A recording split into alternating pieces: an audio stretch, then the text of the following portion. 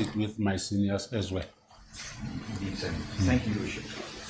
Now, as I said, we're indebted to Your Worship, and we are sorry for having to go through this in a position where we are. I do not think our profession has known these turbulent times has left us speechless as to what's happened.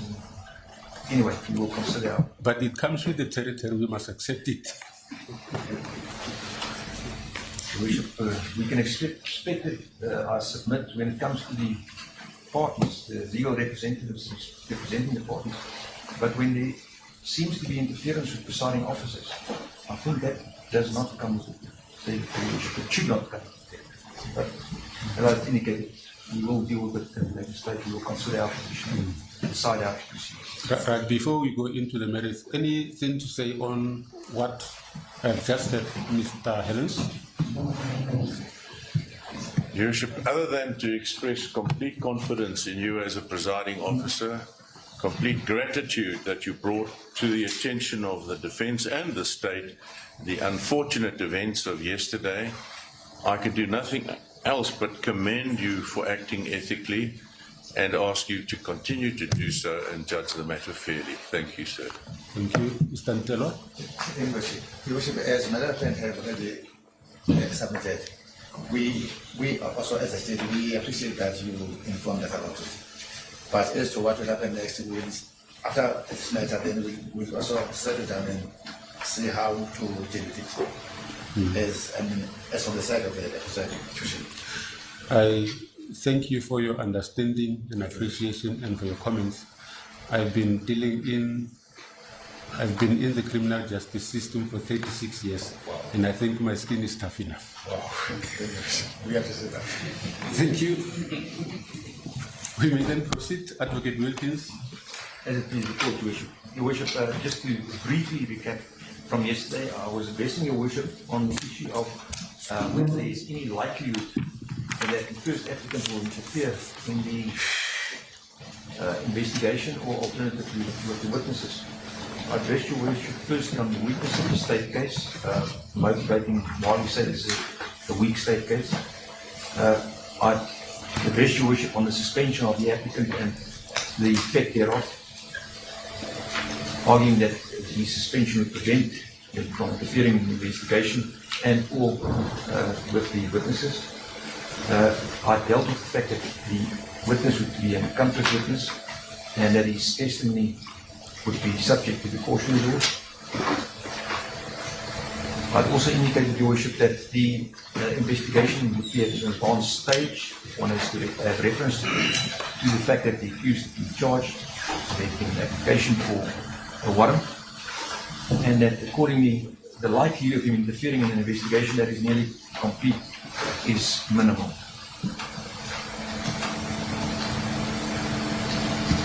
Your Worship, I also indicated to the court that the state had chosen to play its cards very closely to its chest, and I just wish to refer, Your Worship, in this regard to the opposing affidavit that was filed, and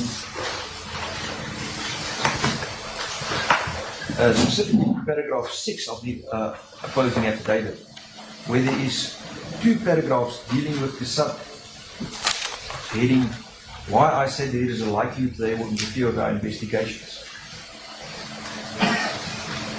Paragraph 6.1 is just a narrative of the background, but in paragraph 6.2, Your Worship, it says, both applicants with the help of other people unknown to the police yet managed to totally clear investigations related to this matter ever since the Malanga casting was performed. This means without this team, the case, which is an embarrassing effect to the criminal justice system, would have been permanently buried. I shudder to think what would have happened if the wrong presiding officer had given the driver direct imprisonment. Wrong person would have served the sentence for the crime he did not commit, making mockery of the court and the entire criminal justice system. Your Worship, so I respectfully submit the only issue under what is the likelihood of interference with investigations is a single sentence. That is the following: both applicants, with the help of other people unknown to the police yet, managed to totally clear investigations relating to this matter ever since until the Mkhwanazi casting was formed. We are not told, Your Worship, what steps we've taken.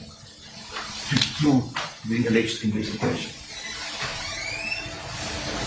That there was previous investigations, Your Worship, is incompatible with the fact that the case was only registered in 2026.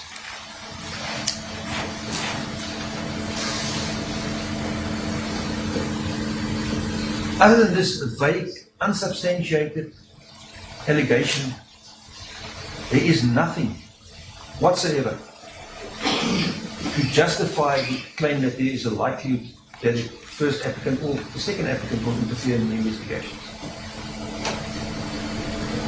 If, Your Worship, a person, I respectfully submit that there can never be a finding that there is a likelihood of interference based on a single unsubstantiated allegation that is vague.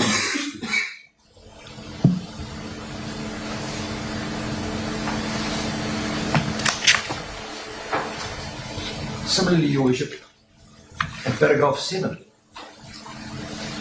it now says, well, why I say there is a likelihood they will interfere with our witnesses.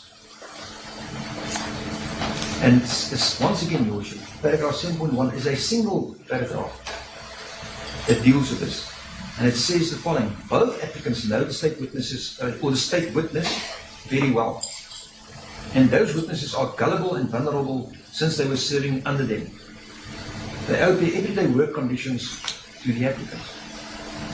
Now, once again, Your Worship, both applicants know the state witness very well, seeming to confirm the inference that it would be a single witness, Mr. Tsetsi.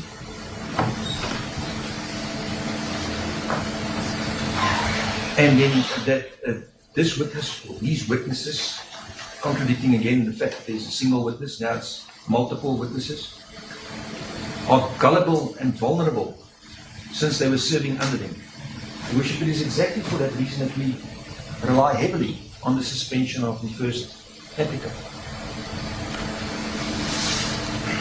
The witness, therefore, would not be working under the first applicant. First applicant has no jurisdiction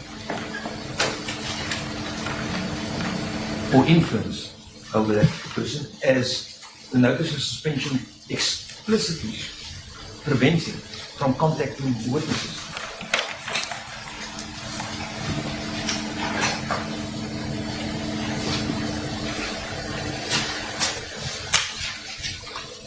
But Your Worship, with the greatest of respect, the argument of the state and the fact that they proceeded to place before Your Worship this notice of suspension means that this carries the germ of its own rejection. After the notice of suspension was served on the accused, on applicant 1, in November 2025, there's been absolutely no attempt by accused number 1 to contravene this, to contact anyone at the EMPD, to enter the premises, or in any way contravene the notice of suspension. Surely, Your Worship, with the greatest respect, if accused number 1 had intended to interfere in the investigation, or any investigations, or to contact any witnesses, he would have contravened as a notice of suspension. The fact that he had not done so, Your Worship, provides a clear illustration to this Honourable Court that the accused will not interfere with either the investigation or the witnesses.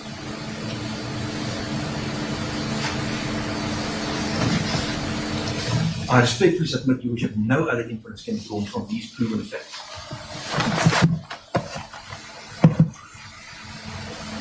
The additional information provided under paragraph 7, Your Worship, relates to, as we indicated, deaths of people who cannot be traced to the first applicant. And it is not even alleged that he was involved in those issues.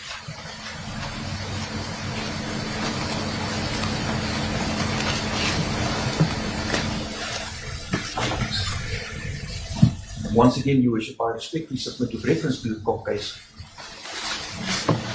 that the absolute dearth of information to link the accused or to indicate that he would interfere in the investigation, that there is a reasonable basis for even contending that he will interfere, has not been put before your worship, and he cannot be such a finding.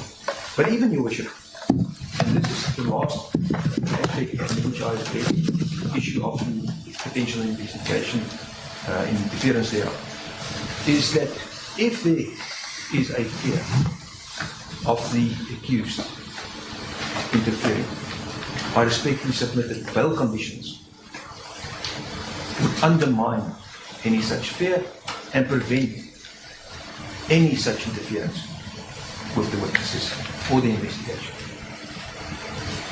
Your worship, a simple condition that states that the accused is not allowed to contact directly or indirectly any state witnesses whose names are provided by the state to us.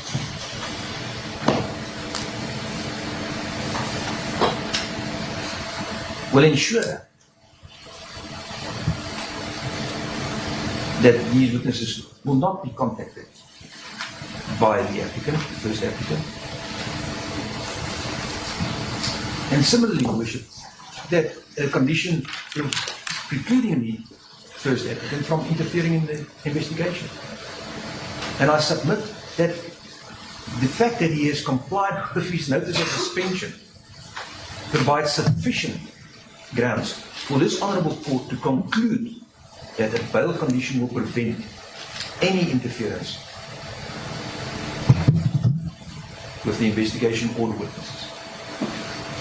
Despite the fact that we primarily allege that there is absolutely no grounds on which the court can find that there is a possibility that the accused will interfere.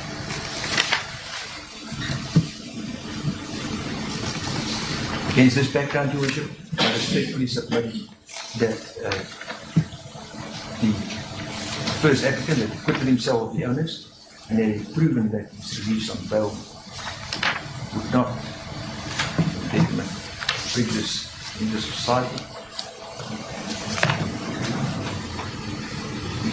That is entitled to be released on bail, and we respectfully request Your Worship to determine an amount of bail suitable under these circumstances, and so require Your Worship to add any conditions that Your Worship deem appropriate. The accused is willing, Your Worship, also willing to hand in his passport as indicated in his founding affidavit, and he is willing to report to the police station as often as Your Worship would deem appropriate. But I respectfully submit in the facts as is before Your Worship, there is no indication that the accused constitutes a flight risk. But he is willing to comply with any conditions that Your Worship deem appropriate. Because we submit that the primary question is whether the accused will stand his trial or not. And unless there is anything else that Your Worship wishes to hear on, that would conclude my address to Your Worship.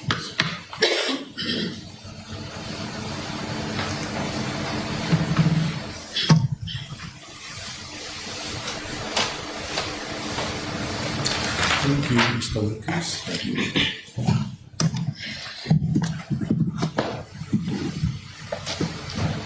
Mr. Helens. Thank you, Your Worship. At the outset, I think it's appropriate to examine what's in dispute and what's not in dispute. Because at the end of the day, you will find a very narrow area of dispute, and that relates to alleged interference with state witnesses. So for the balance, and I'll take you briefly through it because you've heard the evidence already, you will find that there is no attack on where he lives, that he's rooted in South Africa, that he's got a job in South Africa here locally, a very lucrative job. He has a wife, he has children, he has no reason to flee. All of those, because they are unchallenged, are common cause. But let's quickly flick through those before we get to not the bone of contention, but the little bone of contention. It's not a chicken leg of a bone, it's a zinger wing of a bone. Starting in the affidavit, personal details. He's a South African citizen, born and bred. He lives in Serengeti Estate. That's a rented property, but he also owns another property which he's described.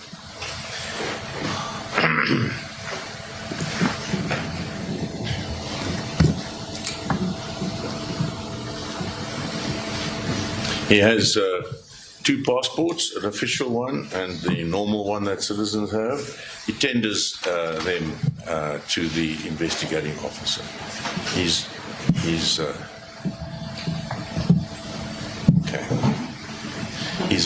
married to his wife. We've got two children. She's a homemaker, and she's at home as we speak with her children. Who will run away from this? Where will he go, by the way? There's no suggestion. His employment status is city manager of Ekurhuleni municipality, not directly the EMPD, but the municipality. I'll come back to that. He has no reason to flee from such a position. With regard to academic qualifications, it's astonishingly high. A chartered accountant with a BComp degree, a BCom accounting degree, an MBA, which is very difficult to obtain, and he's waiting the result of further studies. A model citizen. Now, I will come back to the fact that it's a Schedule 5 offence, but the allegations contained in the charge sheet indicate that it's a Schedule 5 offence, and we accept. On the allegations in the charge sheet, it's a Schedule 5 offence, and therefore you have to find that we've made out a case on a balance of probabilities that it's in the interests of justice that he be released on bail. But when you look at and I'll get to it, the poor merits of the case, although it carries the label of Schedule 5, you will find that it's not an intimidating case. It's not one that one would be frightened to face. Not that I entertain or my client would entertain ways of getting around having to go and appear for a speeding fine, but to get somebody else to stand in your place to deal with the allegations of speeding, where we know that it's a fine, vaguest possibility of a suspended sentence, high probability of a diversion. Who on earth would actually do that and pay 400,000 rand to achieve that? One, to this person that goes there, 200, and the other 200 to I'm not sure what role accused number one is supposed to play in achieving this result, because he has no official capacity that he can use or abuse in order to have someone take the place of accused number one. It's a ludicrous scenario. Traffic and the issuance of fines are managed by the EMPD. It would be far easier if justice was going to be avoided for the accused, for accused number one to cancel the ticket or reduce it instead of paying 400,000, to use his influence to do something like that, make representations, go to court in advance, send someone to court to say, can I come next week or tomorrow? The probabilities scream from the page that this is an artificially contrived offence. It has been hurriedly arrived at. It has been not thought through properly. It has been badly pleaded, even in the charge sheet. And one would be inclined to forgive people for typographical errors if it is simply a typographical error. And this is not the major point of my address. But I want you to take it into account, sir, how slapdash this opposition to bail, and even slapdash is the decision to prosecute. If you go to the charge sheet, you will find count 4, it's against accused number 2, and it alleges corruption. And then the alternative account against accused number 2 is the general offence of corruption. And who's that against? It's accused 4 and 5. There's no accused 4 and 5 in this case. So someone has taken a precedent from somewhere and hurriedly slapped it onto paper.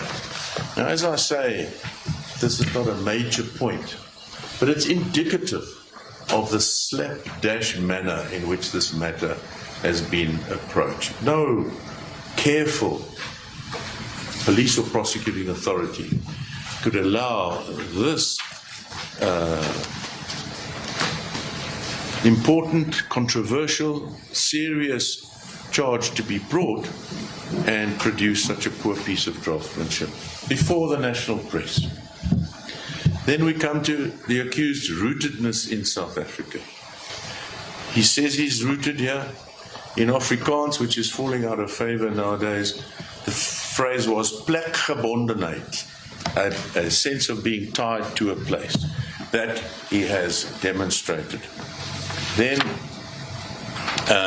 his arrest, well, he was arrested after returning from Cape Town, not overseas, happened to be at the airport, but I'm at the airport regularly without going overseas, and so is everyone else that travels within the country. He demonstrates his assets. He's got the Milderbosch estate property. He's got furniture at home. He's got a BMW X5. As we say, he's got a great job. He has no pending cases, no previous convictions, no protection orders or parole. So all of that I ask you to take into account as undisputed. Already when you get to that stage, there would have to be a weighty consideration to overthrow the weight of that uncontested basis for bail. But now, as your worship knows, section 6I(4) from paragraph A are the pertinent considerations that you take into account together with section 6I(9). And let's take 64A, endangering the public safety or anyone. There's no allegation by the state that any such possibility exists. So he is not a danger to society. Likelihood to evade trial, as he's already demonstrated by his rootedness to the place, there is no likelihood that he would evade trial. Inter alia for 2 reasons, or 3. 1, leave his home. 2, leave his family and children. 3, go where? Where? Some notional Kavuki land, some notional nirvana. Where do you run to if you're a South African citizen with a home, a good job, and nowhere else to go? So there's no likelihood to evade trial. Interference with state witnesses, I'll come to again, because there is a suggestion that that is the basis for opposition. But I will be reading to you, if you have the patience, about a page and a half out of the work of John van der Berg on bail, where he goes into detail as to what the reported cases say about the onus that there is on the state to make out a case for interference with state witnesses.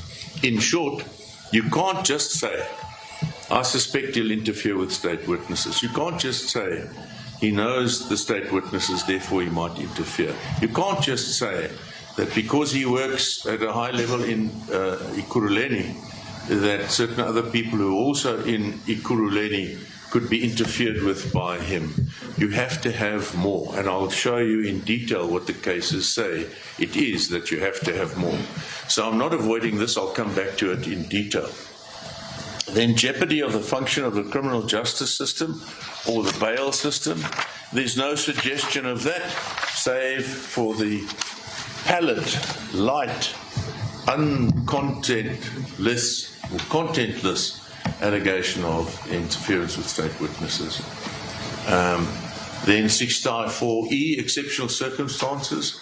which may lead to undermining public order or peace, they don't exist either. Then the provisions of Section 6.9, the interests of justice in relation to the right to be released on bail. Now, that is more of a catch-all consideration introduced into the Criminal Procedure Act, but let me summarize it in this way. The interests of justice are served by achieving a just result.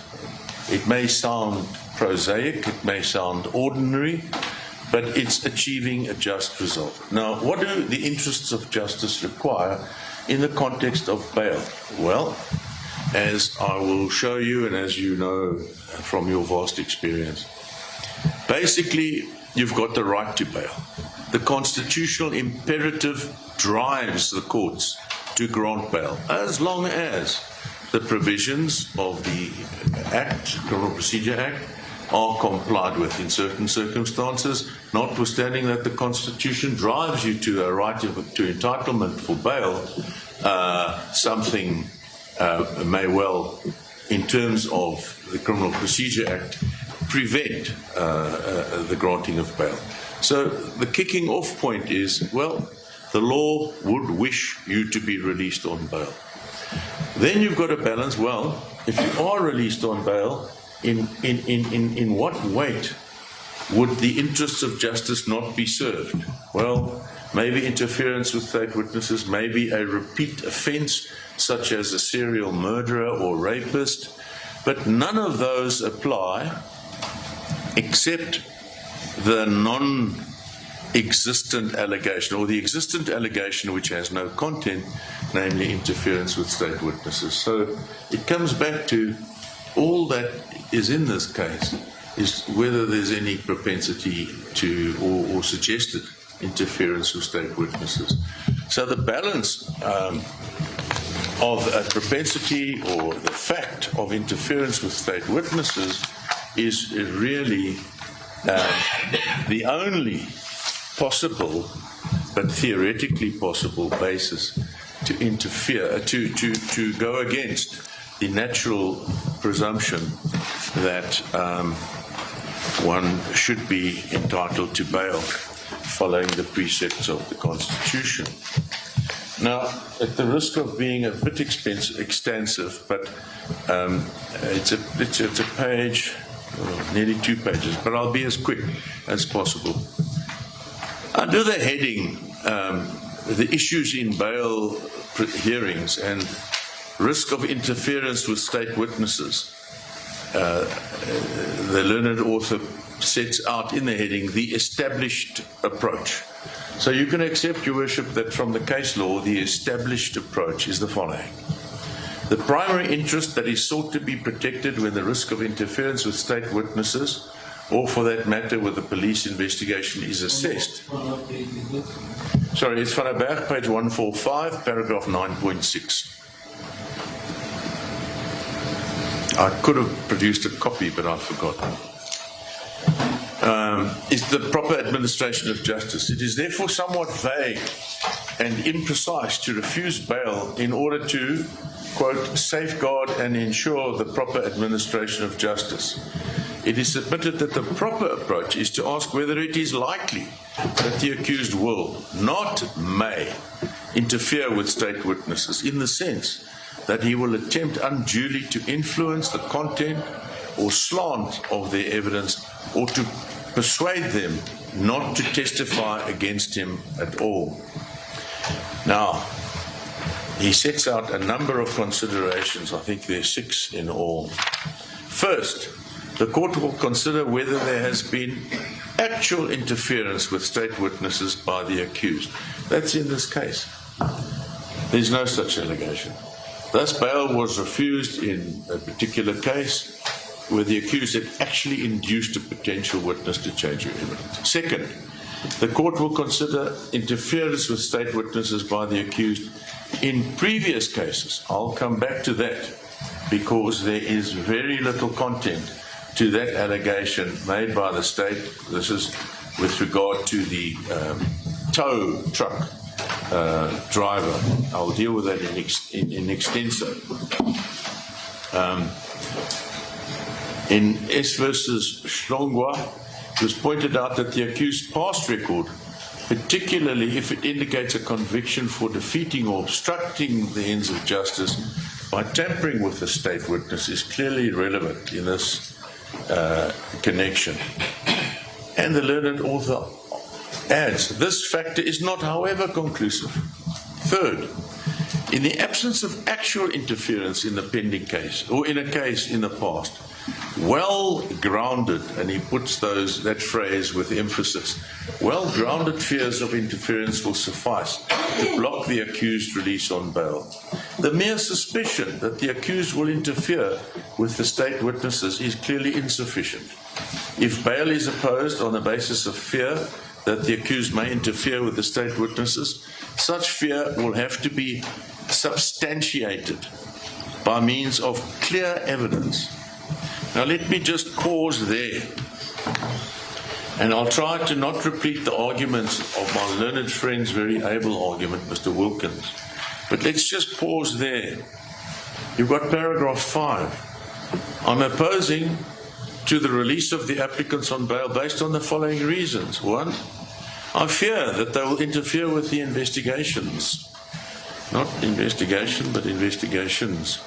Further, there is strong likelihood that they will interfere with the witnesses. I don't know what the difference is between the two, but I suggest that the deponent to that paragraph 5 was trying to say the same thing in two different ways to make it more emphatic, and in so doing he has failed. But coming back to what Van der Berg says, it must be substantiated. It must be well grounded. Those allegations are conclusions without underpinning facts. There is more, and I'll deal with more, but it's not very much more. In Bennett, it was decided that the proper approach should be that unless the state can say there is a real risk that the accused will, emphasized will, not merely may interfere, there does not appear to be a reasonable possibility of such interference. The fourth consideration. The court may consider the position of the accused, emphasized. Not only is it relevant and desirable to determine the type of man the accused is, whether he is the type who will refrain from exerting influence over witnesses in the event of his meeting them, a factor from which the court can form an estimate as to whether or not a risk of tampering with witnesses exists, but it is also necessary for court to be aware of the accused's opportunity for influencing witnesses. Now, all they say is that he has this senior position, Chief Financial Officer at Ekurhuleni Municipality. They don't bring that fact into any proximity with any witnesses who's named or unnamed, and they're unnamed. So they're ephemeral beings somewhere in the Ekurhuleni environment. And they don't bring them together to say, but this bloke, he works in the next door office. He works on the same floor. They always meet in the car park because he drives the car that's driven, that belongs to another CEO. There's nothing. It's speculation in the air by those who have rushed to charge, and I say that without fear, and rushed to oppose. So if you consider the accused, the real Mr. Lerutla here, where do you see from his get-up some propensity to interfere with anybody? It's absent. And it's not concretely averred. Fifth, the court may have regard to the position of the witnesses in order to assess his susceptibility to suggestion or other undue influence or to intimidation. Thus, close family ties between the accused and the witness must clearly be relevant. So too the fact that the witness is a child or a youth or an employee of the accused. However, the existence of a bond of some sort between the accused and a witness does not imply that bail can or should never be granted in such cases. And you have no bond or connection tangibly pleaded here. You can't. If you reach out and touch it as an averment, it disappears in your fingers. In the sixth place, the court may consider the state of investigation of the case. Thus, where statements have not yet been taken from witnesses or exhibits have not yet been recovered, the risk of tampering is greater than where the witness has already committed himself in a statement to the police. But, Your Worship, we're uninformed in this regard. And in the Cock matter, which my learned friend for accused number 1 referred to, that, and you'll find it at page 147 of Van der Berg, that an ongoing investigation on the facts of the case was not something supporting a refusal of bail. So you can't say, because I'm still investigating, he may interfere. That's, again, theoretical. So now let us turn to what the states say is the opposition. Firstly, 5.1 is just words.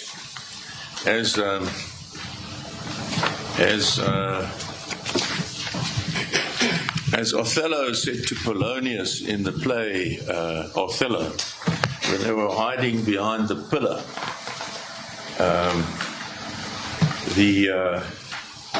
Polonius says to Othello, "What do you hear, my lord?" And Othello answers, "Words, words, words." And that's what we have here.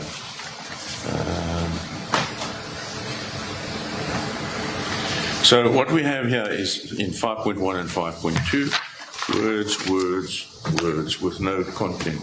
I'm just looking for our support. Here it is.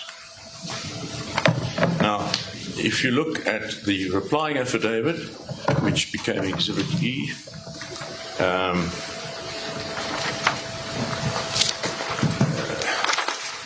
my client says, "I deny that the fears raised in paragraph 5.1 and 5.2 have any basis in fact or justified. I deny that I'll interfere with the investigation or witnesses." So if you take the law into account about there having to be some well-established fear, and if you take the statement in 5.1 and 5.2, what my client says is, but there's no content there. There's nothing to answer. Then, paragraph 6.2, Mr. Wilkins has very, very ably analysed this. But let me, with your forbearance, just do it again.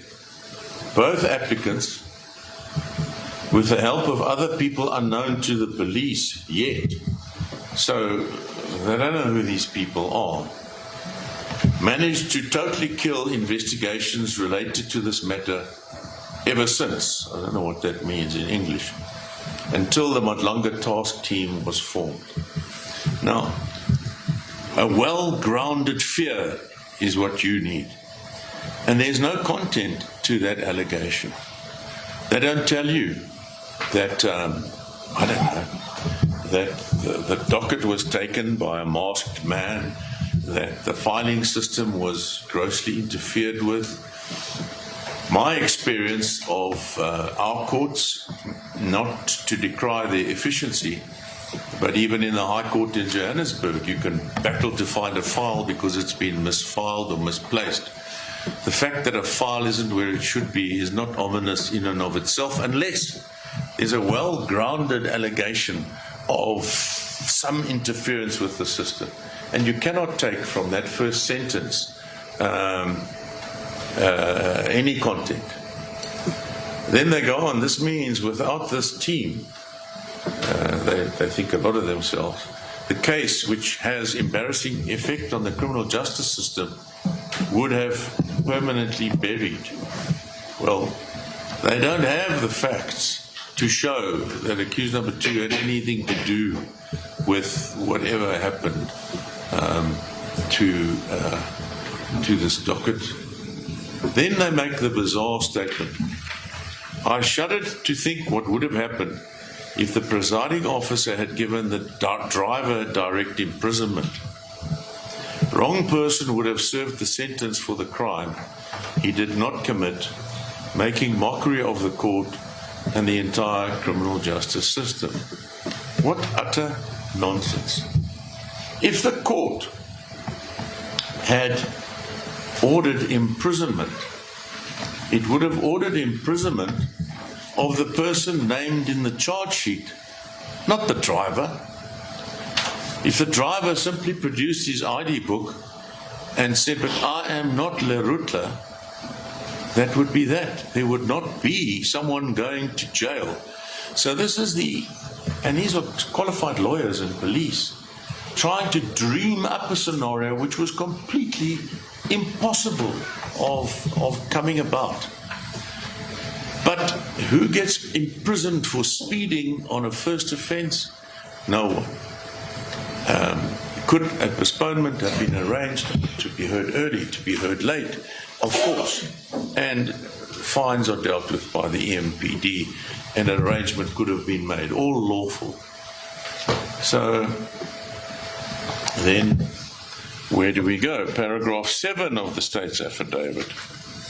They say, both applicants know the state witness very well, and those witnesses are gullible and vulnerable since they were serving under them.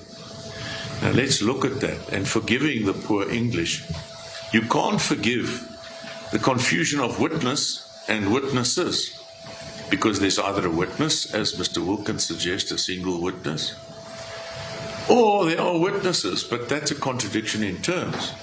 So why are the police contradicting themselves? Why? Because they're dreaming up a basis to oppose bail. And we're looking for a well-grounded apprehension, which is absent. And it's speculative.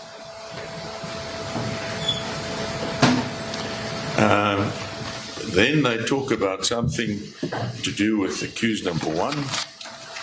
Now they come to my client, accused number 2. That's in paragraph 7.4. I fail to understand this.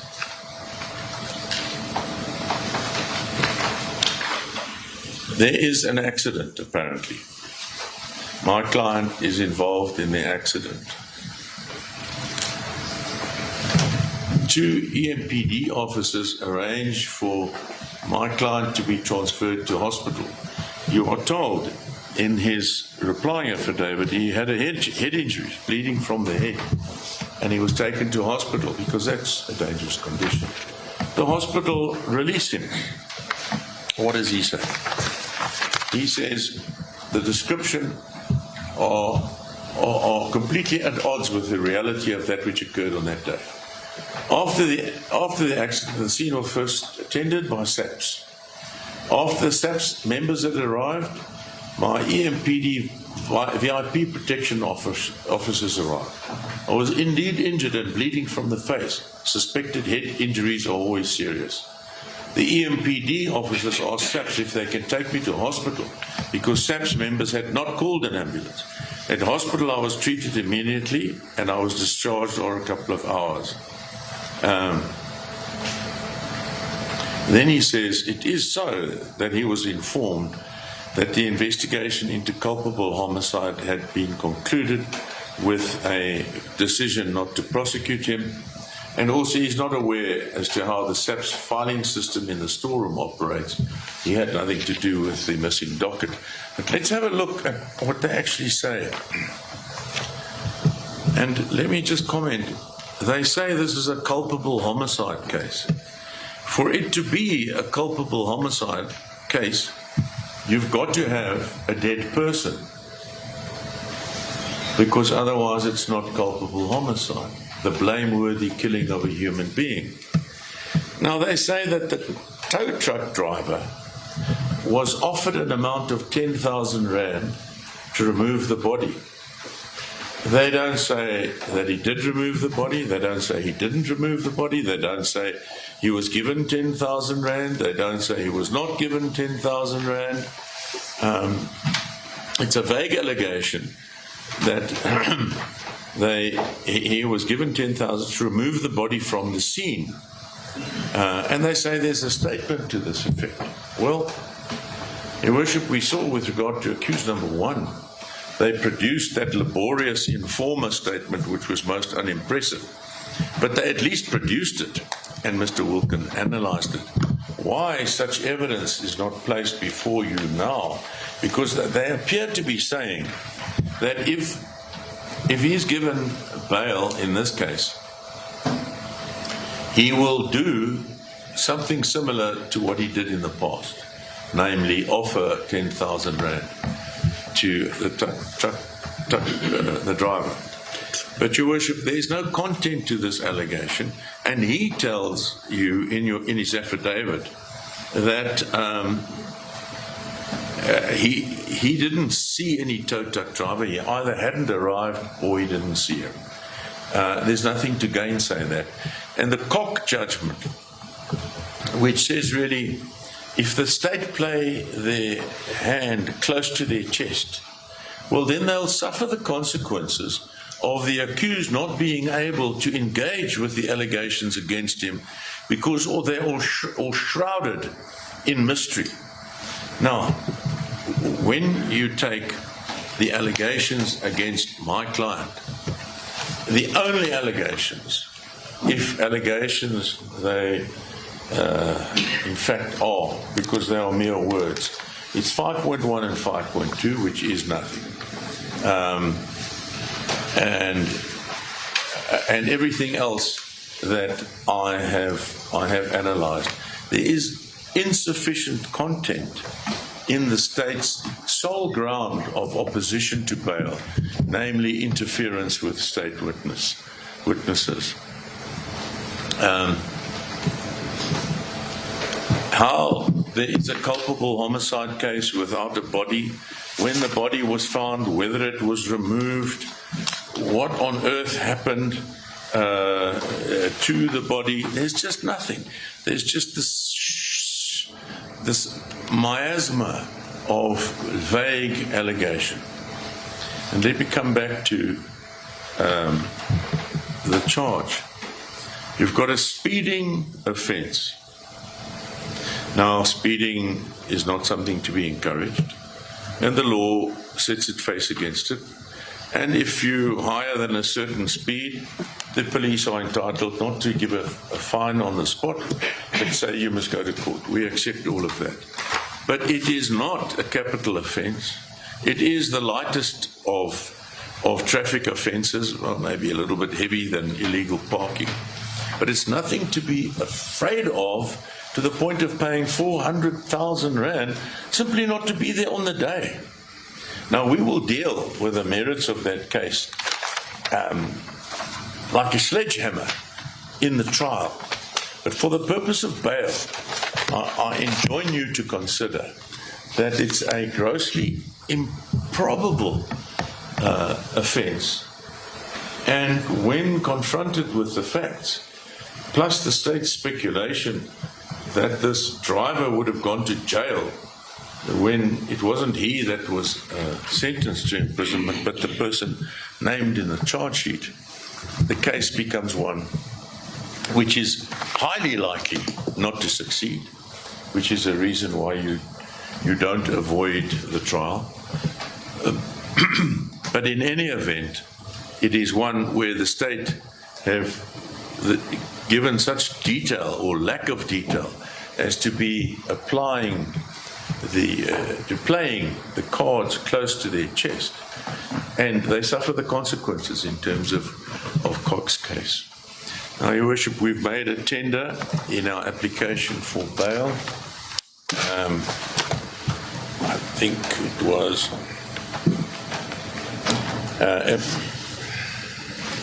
20,000 rand we've offered.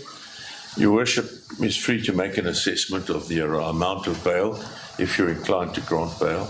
You may want to add a condition of reporting at a police station. I would suggest, if you do make that decision, once a week would be sufficient, on a Monday or a Friday. And obviously the normal conditions, not to interfere with state witnesses and to attend at court each time that the matter is postponed. I don't link my address as I concluded with the phone call that you received. But where you have such a poorly drawn charge sheet, where you have such a poorly arrived at opposition, so light and so lacking in well-grounded fears, one simply wonders, and I leave it just as a question of wonder, how anyone would dare phone a sitting magistrate in an apparent attempt in some way to interfere with your objective performance of your function. It links, unfortunately, to the light manner in which these charges have been brought and the light manner in which bail has been opposed. I would ask you, sir, with the greatest respect, to take my address into account on behalf of my client and to grant bail in the amount of 20,000 Rand or such sum as you feel is appropriate, with reporting, if you feel it's necessary, once a week. At Germiston Magistrates Court is the most convenient, police station. Germiston Police Station is the most convenient police station. And on that note, sir, I thank you for listening to me. That concludes my address.